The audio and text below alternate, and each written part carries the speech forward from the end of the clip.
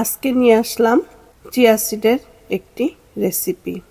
আর chia seed খেলে কত যে উপকার সেটা তো সবাই জানেন। তো যারা ডায়েট করতে চান তারা নিয়মিত এই চিয়া সিডের পুডিংটা খেতে পারেন। সকালের নাস্তায় প্রথমেই এই চিয়া সিডের পুডিংটা খেয়ে নেবেন। তো এই চিয়া সিডের পুডিংটা আমি যেভাবে বানালাম, তো এখানে আমি 1 কাপ হাফ ক্রিম দুধ নিয়ে নিচ্ছি।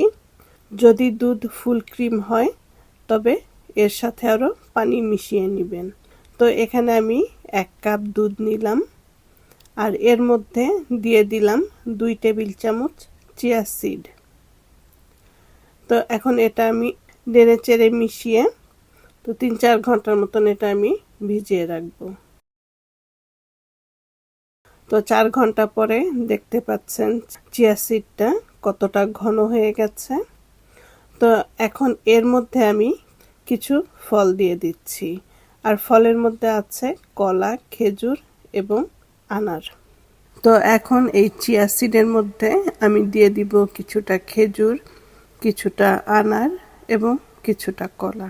আর বাকিগুলো আমি রেখে দিচ্ছি গার্নিশ করার জন্য। তো এই মিষ্টি ফলগুলো দিলেই আর চিনি দিতে হবে না, এমনিতেই মিষ্টি হয়ে যাবে। আর যারা ডায়েট করবেন তারা তো একদমই চিনি দিবেন না। চিনির পরিবর্তে মধু বা এরকম মিষ্টি জাতীয় ফল দিলেই মিষ্টি লাগবে। তো ফলগুলো আমি মিলিয়ে নিলাম আর নিয়ে নিলাম কিছু কাজু বাদাম এবং কাঠবাদাম। তো কিছু বাদামও আমি এর সাথে মিশিয়ে নিলাম।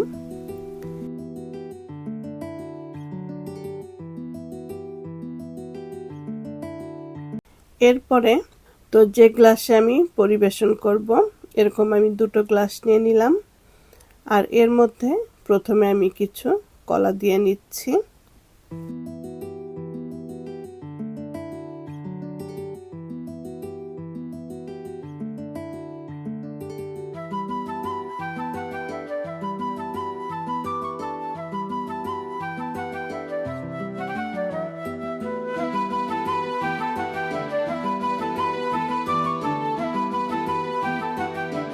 তো কলাটা দেওয়ার পরে এখন আমি যে চিয়া সিডটা যে গুলে রেখেছিলাম তো এখান থেকে আমি চিয়া সিড পরিমাণ মতন দিয়ে দিচ্ছি।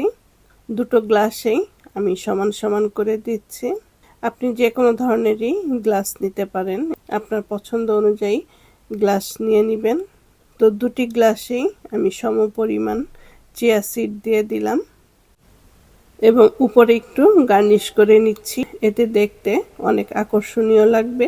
তো উপরে আমি কিছু আনার দানা দিয়ে দিলাম আর দিয়ে দিচ্ছি কিছু কাজু বাদাম এবং পেস্তা বাদাম। দিয়ে দিলাম সাইডে পুদিনা পাতা। তো এতো হয়ে গেল আজকের চিয়া সিডের পুডিং। আশা করি রেসিপিটা আপনাদের ভালো লাগবে। আর ভালো লাগলে অবশ্যই স্বপ্ন কথা প্যারিস চ্যানেলের সাথে থাকবেন। ভালো থাকবেন সবাই। আল্লাহ হাফেজ।